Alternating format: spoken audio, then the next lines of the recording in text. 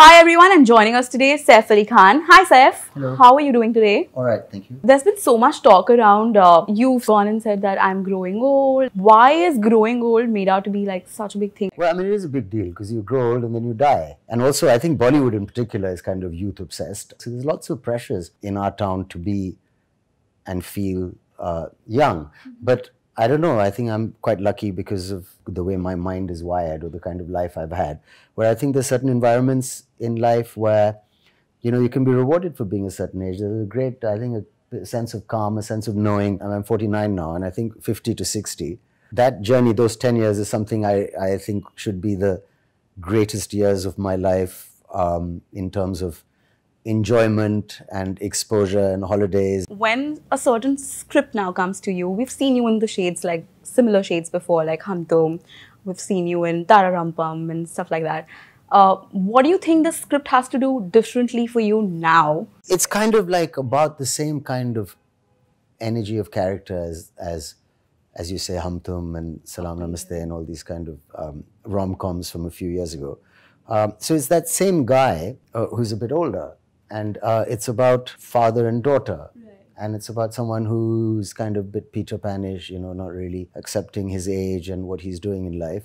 And how and what and whether he does or not is the story. But it's a bit more edgy than some of the films that we mentioned. How did you latch on to the character? My friend Jayesh Ravikamani used to produce films for Tips, and we've known each other since Race. And we've been friends forever. We never thought of our relationship as something that would facilitate work. But he had this script, and he mentioned it to me, and I read it. And I thought it was nice, but it was a couple of years ago, and somehow it didn't resonate. And then last year, I don't know, I just remembered it and said, Jay, have you still got that script? And he said, yeah. I said, should we make it? Is this the first time that you're paired up with Tabu? I think so. I mean, we've been in 3 films together. And I don't think we ever spoke any dialogues to each other. What was that like? Well, she's a fantastic actor, so it was fun. And I think she's got like a cameo in this, you know, which it's important that her scene be very funny. And she was great. Why didn't you cast Sara? Because like, don't you think that'll be like more people would have been drawn to the theatres to watch the two of you on screen? Well, you know, I've never really been keen on capitalizing or kind of confusing the line between real life and family. I mean, I've never worked with my mother. A lot of my family members are actors, including my daughter and my mother and wife and sister and brother-in-law and sister-in-law. And yeah. I've never really thought of working with any of them. The only time I would offer Sara a film was if I thought she needed some kind of help. But her trajectory should be completely different. And, you know, she should be working with a whole bunch of different people. I don't know, I just wouldn't want to confuse any issues between personal and professional equations. I myself wouldn't be keen that we kind of capitalize on any kind of, oh, it's a real life father-daughter thing, or, you know, right. I think you should just work with actors and right. not confuse the issue. So, you know, at this time when the nepotism debate is like on the high again, right. Do you think giving Alia a chance in the film could sort of like bring the well, I guess it will always be an issue, you know, because there is a lot of nepotism in our country, and not just in this profession. Unfortunately, she tested for the role, and she was the best that we saw. We saw a lot of people, and the director saw a lot of people, and they liked her the best. But I mean, like, people just say that, you know, because you have the connections and you're meeting the right people, and you have that advantage. That is an advantage, I'm sure, but you're still going to test, and your work is going to be seen, and you could be the most famous kid in the world with a lot of connections, but if you don't suit the role, right. we won't cast you. There are a few people who have tested and done well in movies without having those connections, but there's no doubt that having connections open doors. You are playing a 50-year-old in the film? Yeah.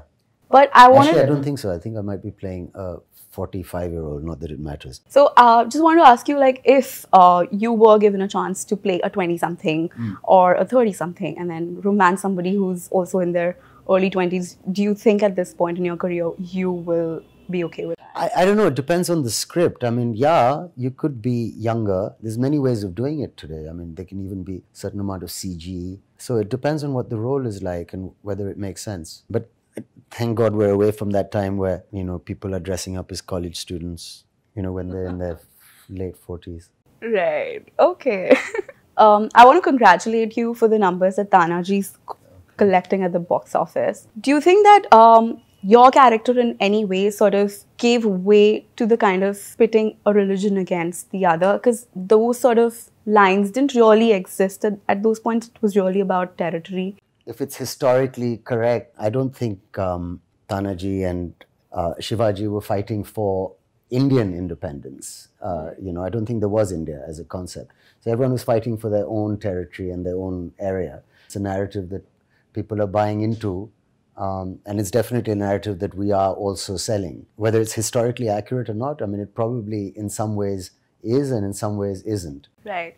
So, Saif, when we spoke last during Tanhaji, you said that you're still making your opinion about CA and the protests that are going on around in the country. Sort of, do you have... I've given a comment on that. I'm saying that India is an environment where if people say things sometimes, the resonance of that and the impact of that is not the same as it would be in a normal situation where, you just make a comment and your opinion is respected as your opinion. There's a tremendous kind of fallout to the slightest comment. So I think most people sensible people will play very safe and not make any comment.